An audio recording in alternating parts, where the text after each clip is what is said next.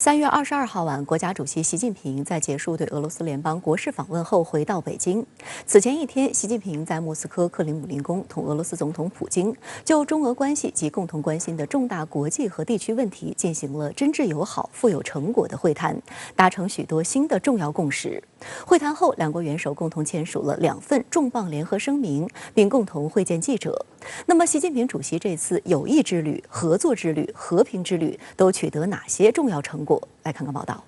习近平指出，中俄互为彼此最大邻国，同俄罗斯巩固和发展长期睦邻友好关系，符合历史逻辑，是中方的战略抉择，不会因一时一事而改变。自我10年前首次对俄进行国事访问以来，中俄双方相互尊重、相互信任、互利互惠，两国关系历久弥坚，呈现更加全面、更加务实、更具战略性的特点。不管国际风云如何变幻，中方都将继续致力于推进中俄新时代全面战略协作伙伴关系。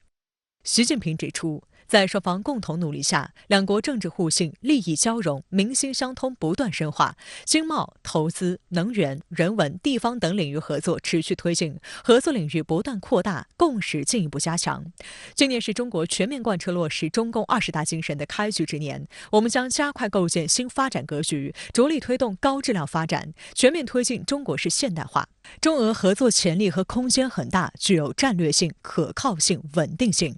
普京表示，当前俄中关系发展非常好，两国各领域合作取得长足进展，希望双方充分发挥两国既有交流渠道作用，推动两国经贸、投资、能源、航天、跨境交通物流等领域务实合作取得新进展，体育、旅游、地方等人文交流达到新水平。俄方坚定支持中方在涉台、涉港、涉疆等问题上维护自身正当利益，祝贺中方成功推动沙特和伊朗北京对话取得历史性成果，这充分彰显了中国作为全球大国的重要地位和积极影响。俄方赞赏中方始终在国际事务中秉持客观公正立场，支持中方提出的全球安全倡议、全球发展倡议、全球文明倡议，愿同中方进一步密切国际协作。两国元首认为，此访期间双方交流深入，内容丰富全面，为俄中新时代全面战略协作伙伴关系发展注入新动力。两国元首责成两国相关部门按照两国元首达成的共识，加强沟通，密切配合，推动两国务实合作得到新的更大发展，助力两国各自发展振兴。两国元首同意继续通过各种方式保持密切沟通，共同引领中俄关系行稳致远。会谈后，两国元首共同签署了中华人民共和国和俄罗斯联邦关于深化新时代全面战略协作伙伴关系的联合声明，和中华人民共和国主席和俄罗斯联邦总统关于2030年前中俄经济合作重点方向发展规划的联合声明。访问期间，双方还签署了农业、林业、基础科研、市场监管、媒体等领域多项双边合作文件。深圳卫视注意到，在两国元首签署的关于深化新时代全面战略协作伙伴关系的联合声明中指出，在双方不懈努力下，中俄新时代全面战略协作伙伴关系达到历史最高水平，并持续向前发展。中俄始终相互尊重、平等相待，成为当今大国关系的典范。在元首外交引领下，双方保持各层级密切交往，就彼此关心的重大问题深入沟通，增进互信，确保双边关系始终高水平运行，并愿进一步深化两国关系和发展各领域对话机制。习近平在与普京会谈时还谈到了一个细节：此访期间，我们车队途经之处，很多俄罗斯民众自发挥手致意，让我深切感到中俄关系具有深厚民意基础。习近平曾多次说过，中俄两国是山水相连的好邻居，守望相助的好朋友，精诚协作的好伙伴。习近平还再次强调，同俄罗斯巩固和发展长期睦邻友好关系是中方的战略抉择，不会因一时一事而改变。有分析认为，无论从民意的基础还是历史的逻辑来观察，中俄关系都不是一种应急性的关系，它具有内生的发展动力。中俄深化新时代全面战略协作伙伴关系，向世界传递出清晰信息。在世界之变、时代之变、历史之变的大背景下，中俄关系实际上已成为推动世界秩序良性演变的关键力量。中国大概有85对左右的这个全面战略伙伴关系，但只有中俄关系呢，叫全面战略协作伙伴关系。协作从国际体系这个中国和俄罗斯都是战后国际秩序、联合国为中心的国际体系的坚定的维护者，中国呢是新型大国关系的这样一个典范，不结盟啊，不对抗啊，不针对第三方。中俄关系呢还是元首引领的啊，这个非常有前瞻性、战略性。像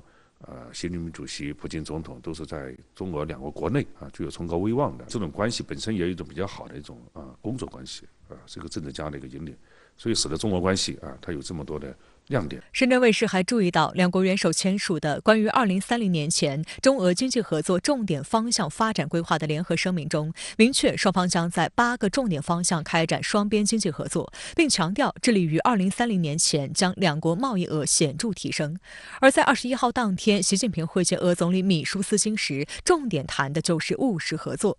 习近平指出，双方要推动经贸合作量质并进，要发挥互联互通大项目带动效应，要开展更高水平、更深层次的区域合作。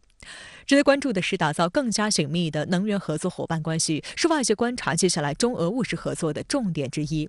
俄媒报道，在与习近平会谈后，普京在国家电视台发表讲话中提到，俄罗斯企业可以通过签订合同等方式来满足中国日益增长的能源需求。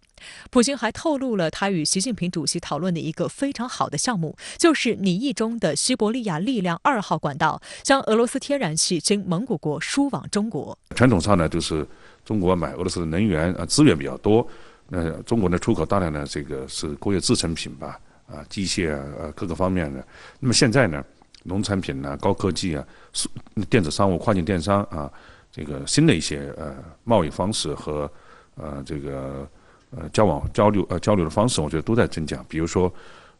要用那个新的结算体系吧，包括人民币国际化了。我觉得这个呢是中俄关系有很大的潜力。另据新华社报道，习近平已邀请普京今年来华参加第3届“一带一路”国际合作论坛。近年来，中俄双方不断深化共建“一带一路”和欧亚经济联盟对接，各项合作也在稳步推进。俄罗斯科学院远东研究所副所长奥斯特洛夫斯基对深圳卫视表示，“一带一路”倡议为俄罗斯带来机遇，俄方定会积极参与。俄罗斯呢，它跟欧洲的经济联系已经被很大程度上切断，对吧？若干年内可能也改善不了，所以它更多的重视呢往东看，包括它的远东的这样一些大开发了。中国当然我们也有东北振兴中蒙俄经济走廊倡导“一带一路”和欧亚经济联盟就是俄罗斯领导那个对接。在此次中俄元首共同签署的联合声明中，除了对下阶段两国关系发展和各领域合作做出规划部署，还在乌克兰问题上强调要通过和谈解决危机。而对于美方质疑中方在乌克兰问题上的立场，中国外交部就表示，中方奉劝美方审视检视自己在乌克兰问题上所发挥的作用，纠正拱火浇油的错误行径，停止向中方甩锅推责。当地时间3月21号下午，国家主席习近平在莫斯科克里姆林宫同俄罗斯总统普京共同签署并发表《中华人民共和国和俄罗斯联邦关于深化新时代全面战略协作伙伴关系的联合声明》。关于乌克兰问题，双方认为联合国宪章宗旨和原则必须得到遵守，国际法必须得到尊重。俄方积极评价中方在乌克兰问题上的客观公正立场，双方反对任何国家或国家集团为谋求军事、政治和其他优势而损害别国的合理安全利益。俄方重申致力于尽快重启和谈，中方对此表示赞赏。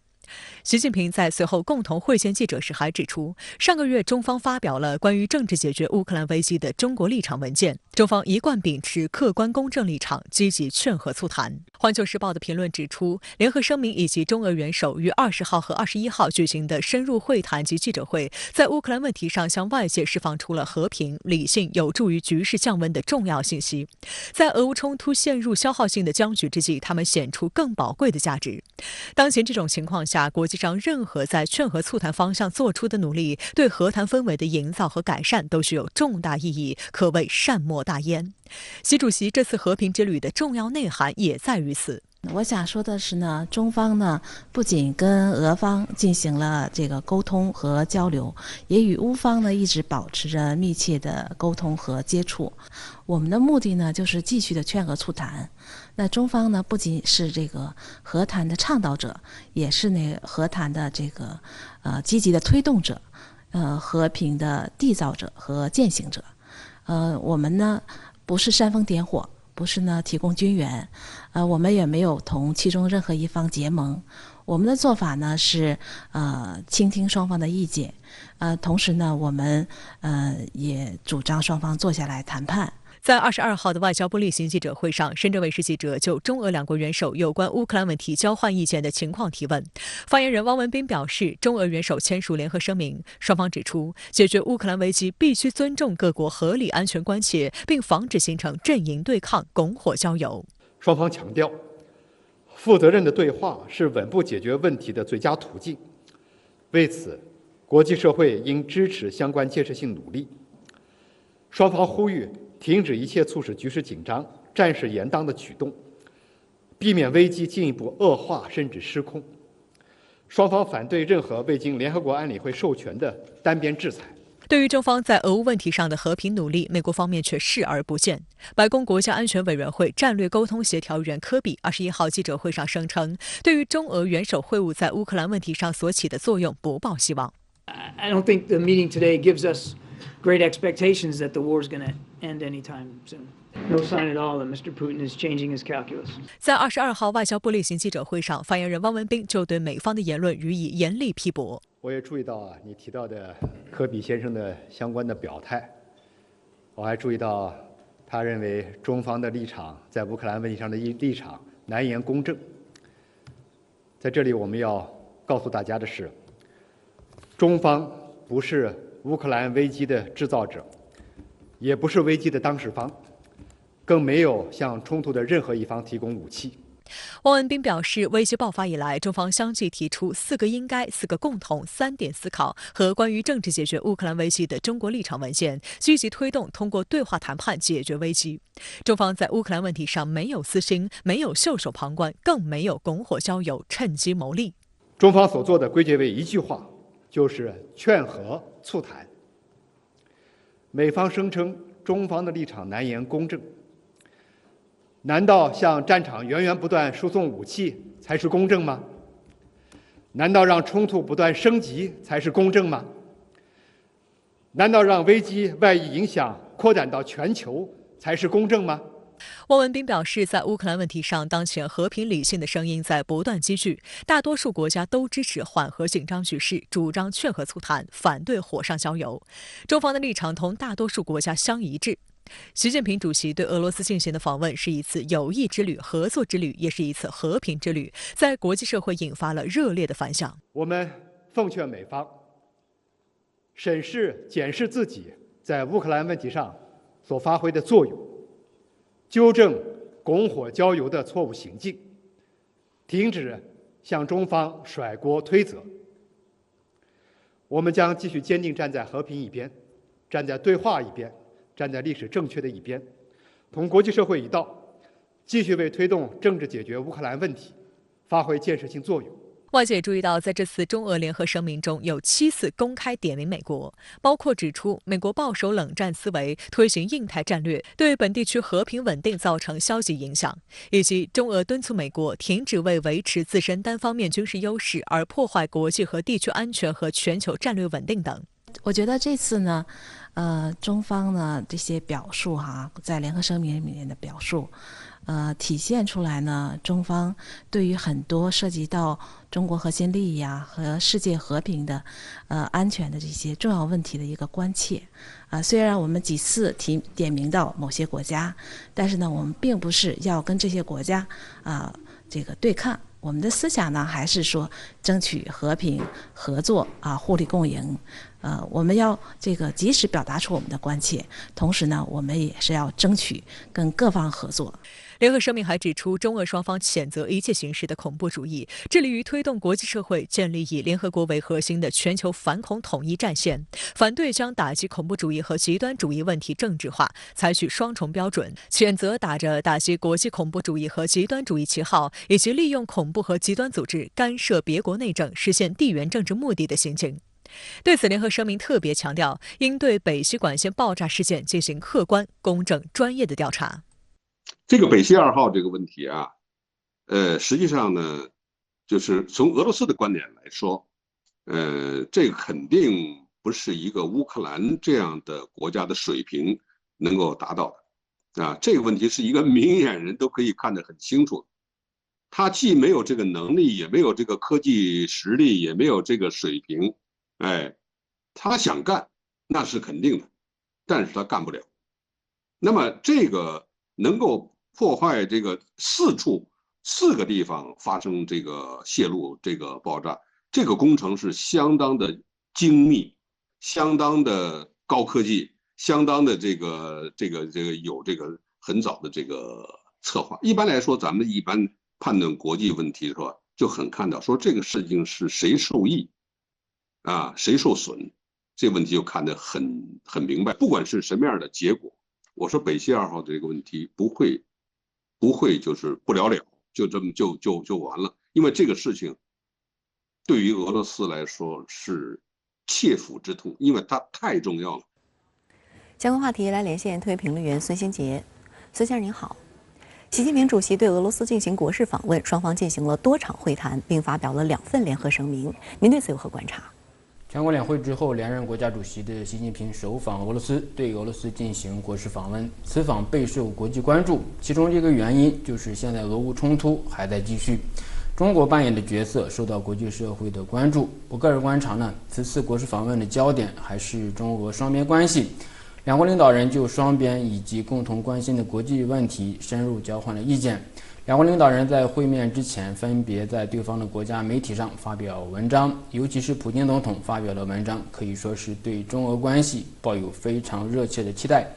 习近平主席通过发表署名文章、机场的书面讲话以及双边会晤等多个场合呢，全面阐述了中方对于发展中俄关系的观点。从媒体报道和双方发表的联合声明呢，我们可以看到此次访问为中俄双边关系的发展呢注入了新的元素和新的理念。从几个关键词中，我们也可以看到其中的意涵。第一呢，就是历史逻辑，这个词在多个场合出现，可以说是中方对于中俄关系的新视角。习近平主席在署名文章中强调，中俄关系发展有着清晰的历史逻辑和强大的内生动力。在与普京总统会面时，再次以历史逻辑来阐明发展中俄关系的出发点。中俄关系70年来风风雨雨、跌宕起伏，最终中俄两国呢找到了正确的相处之道，那就是不结盟、不对抗、不针对第三方。3不是中俄关系的性质，也是发展中俄关系的原则。中俄关系的历史逻辑就在于双方对于彼此的角色地位的认知。中俄互为彼此最大的邻国，同俄罗斯巩固和发展长期睦邻友好关系符合逻辑，也是中国的战略抉择。可以说呢，历史逻辑是习近平主席阐述中俄关系的高频词，也为发展中俄关系注入了新的活力。第二个就是大国关系的典范，尤其是在联合声明中写入了坚定维护以联合国为核心的国际体系，以国际法为基础的国际秩序和以联合国宪章宗旨原则为基础的国际关系的基本准则，承担大国的责任，将国与国之间发生冲突的可能性降至最低。作为联合国安理会常任理事国，对维护世界和平稳定负有特殊责任，更应该最大限度地避免冲突。中俄关系的典范意义不仅体现在两国的睦邻友好、和平共处，也体现在为世界和平和国际安全所承担的责任。第3，发展振兴是习近平主席此次提及的概念，同时强调中俄可以成为发展振兴的通道。我们可以看到，中俄两国发表的联合声明中对相关合作事项的规定是非常明确的，也就是说，这些合作是要落地和实施的，而不是只是意向。此外呢，在集体安全条约组织、北极等议题上呢，中俄之间的合作进一步开拓和拓展。俄乌冲突还在继续，中方劝和促谈的努力受到广泛关注。您有什么样的观察呢？我观察到最近2天，国际媒体基本上以头条来报道和分析中俄元首会晤以及中国在政治解决乌克兰危机上的角色。这种关注度本身就说明国际社会对中国劝和促谈是有期待的。虽然美国和欧洲国家的表态各有差异，但是能够看到一点，就是欧美国家不排斥中国的努力。美国国务卿布林肯表示说，美国欢迎任何促进公平和持久和平的倡议。中国的提议包含了美国长期以来支持的内容，包括确保核安全、解决人道主义危机、保护平民。而且第1条内容就是维护各国的主权、独立和领土完整。也就是说，在开启乌克兰问题和平进程这一大方向上，各方是有共识的。理性和平的声音在汇聚，中国站在和平的一边，凝聚国际社会的最大的公约数。过去1年来呢，中国站在客观中立的立场，根据是非曲直，独立自主地做出判断。虽然面对一些国家的压力，但是坚持原则和底线，为中国确立在乌克兰危机的劝和促谈的角色奠定了基础。需要提到的是呢，在习近平主席访俄期间，美国、北约和乌克兰都明确表示没有证据表明乌克兰战场上有中国提供的武器，这就意味着美国及其北约不能也不应该再操作所谓的军援俄罗斯的这样的话题了。除此之外，欧洲国家对中国的期待是如何更加建设性的劝和促谈。换句话说呢，结束乌克兰危机，开启和平进程，中国扮演不可替代的角色。习近平主席在与普京总统会谈强调，历史上看，冲突最后需要通过对话和谈判来解决。换句话说呢，俄乌冲突和危机的最后的目的地还是谈判桌。中方不是乌克兰危机的当事方，更不是制造者。中方愿意推动和呼吁和谈，并不代表中方有责任结束冲突，更不代表中方可以一蹴而就地终结冲突。劝和促谈是政治解决乌克兰危机的必由之路。劝和促谈意味着要跟当事方和相关各方保持沟通和联系，寻求当事方的汇合点。我们看到中俄联合声明中写道，双方认为联合国宪章宗旨和原则必须得到遵守，国际法必须得到尊重。联合国宪章和国际法是当下国际秩序的基础，也是中方劝和促谈的出发点和依据。从这个角度来说呢，习近平主席对俄罗斯的国事访问也是劝和促谈的关键一步，而俄罗斯也重申致力于尽快重启和谈。而乌克兰方面对中国提出的和平议程也保持欢迎和支持。复杂的问题没有简单的解决办法，劝和促谈是复杂而且是漫长的过程，但和平的进程一旦开启，各方就不应该关闭。好的，也谢谢孙先生跟我们共同在线分享您的观点，谢谢。当地时间21号，日本首相岸田文雄秘密抵达乌克兰首都基辅，与乌总统泽连斯基会面，并举行联合新闻发布会。岸田表示，日本对乌克兰的合作与支持绝不动摇。对此，中国外交部回应称，国际社会应坚持劝和促谈的正确方向，为政治解决乌克兰危机创造条件。希望日方多做有利于局势降温的事，而不是相反。当地时间21号晚，岸田文雄在与泽连斯基举行的联合新闻发布会上，重申日本对乌克兰的支持，并宣布日本将通过北约的基金提供3000万美元，以帮助乌克兰购买非致命性装备。据日本媒体的报道，岸田此访事先没有对外公布，是一次突然的造访。岸田20号晚在新德里结束与印度总理莫迪的会谈以后，按照原定行程将于21号下午从印度返回日本，但他却在21号凌晨绕开随行记者，乘坐包机飞往波兰东南部的热舒夫，随后乘车前往普热梅希尔，登上前往乌克兰首都基辅的列车。出于安全考虑，岸田此行乘坐的飞机并不是政府专机，而是一个能容纳10人的私人商务包机。随同访问乌克兰的人员只有官房副长官木原诚二、首相秘书官等10人左右。其实这次去这个乌克兰访问呢，它是提供了一些经济上的援助，一定程度上也是向美国为首的西方呢在献投名状。它的进一步的考虑呢，显然是这个进一步的改善日本的这个国际地位，实现它所谓的这个正常国家的诉求。分析称，日本是今年的7国集团轮值主席国，但此前除日本外的G7国家领导人都以悉数造访基辅，为此岸田无疑也会争取在5月的G7峰会前访乌。日本外务大臣林芳正日前也在电视台节目中透露，G7峰会拟将乌克兰局势和动摇的国际秩序列入议题。为此，日本正在协调邀请泽连斯基出席峰会。泽连斯基在联合新闻发布会上表示，已接受了岸田的邀请。Прем'єр-міністр Кішида запросив мене взяти участь у саміті Групи 7, який запланований на травень в місті Хіросима, прийняв запрошення для участі в онлайн-форматі。美方也迅速对岸田访乌表示欢迎。白宫国家安全委员会战略沟通协调员约翰·科比在记者会上称，此事展示了日本为了支援乌克兰，与国际社会一同坚定地站在一起。美国国务院发言人帕特尔则对此次历史性访问表示支持。日本如果说它在军事援助上它比不上这个其他西方国家的话，那么它在财政援助上这一块，它其实是这个现在美国希望日本去发挥更大的作用。因为此前呢，在这个美国主导的一系列这个对外干涉和这个战争中呢，比如说伊拉克战争呀、海湾战争呀，其实包括这个阿富汗战争，其实日本都是作为一个重要的这个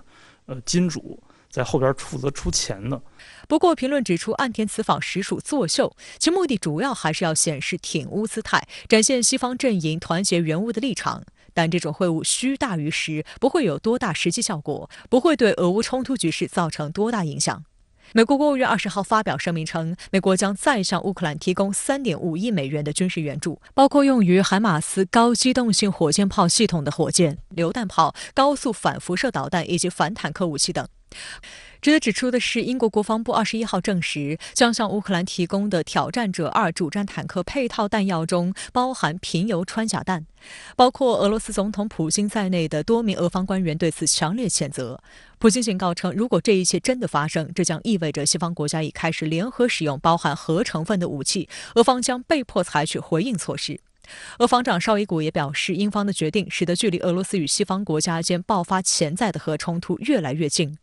俄罗斯外交部发言人扎哈罗娃称，这是英国的又一次挑衅。We've seen the concerns we've expressed over the years about any use of depleted uranium, given the consequences of such usage, and those would apply to anyone who provides such armaments. We have made clear, including through our Office of Disarmament Affairs, concerns about any use of depleted uranium anywhere. 贫铀是用于制造核燃料或核武器的核浓缩过程中的副产品，它的放射性大约是天然油的60%。联合国环境规划署认为，贫铀是一种具有化学和放射毒性的重金属。贫铀弹指的是以含有贫铀硬质核心的高密度、高韧性弹芯炮弹，其穿透能力极强，多被用来毁伤以坦克为主的装甲目标。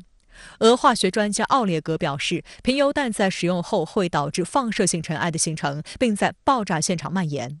历史上以美国为首的北约就曾多次使用贫铀弹。据统计，伊拉克如今有高达15%的城市出生儿童患有先天缺陷，其中5%的儿童夭折。在1991年的海湾战争前，伊拉克癌症发病率是平均每10万人中40人。到了2005年，这一比例飙升至平均每10万人中至少1600人。美方在就财长耶伦和商务部长雷蒙多访华放风，但同时却继续推动产业链与中国脱钩。美商务部发布半导体法具体规定，对领取美国芯片补贴企业与中国企业贸易往来做严苛限定。中国外交部发言人汪文斌重申，中方对此坚决反对，并向美方提出严正交涉。美国为何一方面声称要与中国沟通，但同时打压中国企业却丝毫不放松？美国对华发起的贸易战，自己吃尽了苦头，为何仍不思悔改？美国对改善中美关系是否真有诚意和行动？来看看报道。白宫国家安全委员会战略沟通协调员科比20号在记者会上称，华盛顿和北京正在讨论美国财政部长耶伦和商务部长雷蒙多可能对中国进行的访问。他同时表示，美国国务卿布林肯也有可能访华。今年2月初，中国民用无人飞艇误入美国领空，美方将此事炒作为间谍活动，渲染所谓中国威胁，甚至动用武力击落无人飞艇，给亟待缓和的中美关系再添阴影。耶伦和雷蒙多访华如果成行，将是美中关系2月份直线下滑以来两国间的最高级别访问。事实上，在耶伦和雷蒙多分别表达访华意愿后，中国商务部发言人均表示欢迎。观察认为，这说明中美经贸相互依赖程度很高，经贸依然是中美关系的压舱石。这一客观事实说明，中美之间需要合作，美方不能一味寻求竞争对抗。美国商务部2月7号发布的数据显示，2022年美国和中国货物贸易总额达6906亿美元，创历史新高。但是美国其实已经越来越清醒地意识到，如果中美关系这种僵局这么持续下去的话，或者甚至紧张不断升级，很有可能导致中美两国走向更加严重的冲突和对立。这点对于美国人肯定也是不符合他的利益的。所以这也是为什么拜登总统一再讲要建立护栏。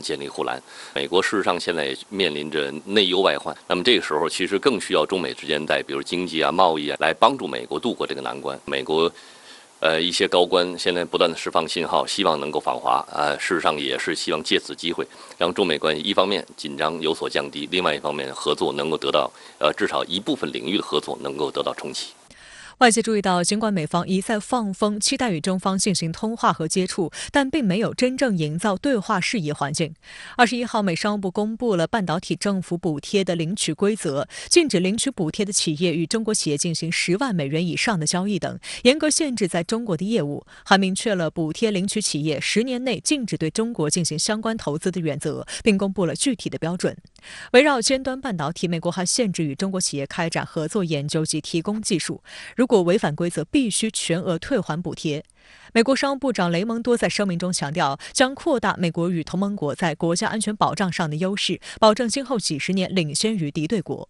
外交部发言人汪文斌22号在记者会上批评，美方所谓护栏是彻头彻尾的科技封锁和保护主义行径。美国为了维护自身的霸权，不断泛化国家安全概念，滥用出口管制措施，甚至不惜牺牲盟友利益，胁迫一些国家围堵遏制中国，人为推动产业链脱钩断链，严重违反市场经济规律和公平竞争原则，严重阻碍世界经济复苏和发展。我们对此坚决反对。遏制打压阻挡不了中国发展的步伐，只会增强中国实现高水平科技自立自强的决心和能力，为维护一己霸权之私，绑架国际正常经贸合作，终将作茧自缚。我们希望各方从自身长远利益和公平公正市场原则出发，恪守国际经贸规则，同中方共同维护全球产业链供应链稳定，维护各方共同利益。相关话题来连线特约评论员陈斌。陈先生您好，白宫预报美国财长和商务部长将访问中国，那这是否意味着中美在竞争中还有合作余地？会在哪些方面合作？主持人好，今年1月举行的达沃斯论坛上，美国财政部长耶伦与时任国务院副总理刘鹤会晤以后，就说呢要尽快访华。后来由于无人飞艇事件耽搁了下来，中美呢几番博弈以后，现在呢又开始重新接触来讨论解决中美经贸问题。另外一方面呢，这个中国政府月初换届，美国官员呢也需要与新上任的中国经贸官员进行交流和磋商，所以这个美国财政部长和商务部长有意访华并不奇怪。